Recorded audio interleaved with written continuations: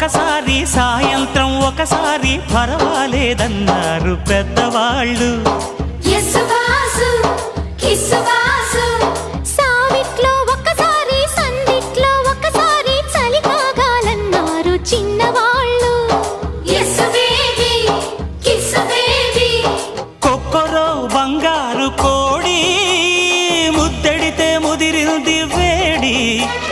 పిల్లగో చూశాని నాడి అదిరింది కన్నెమాడి.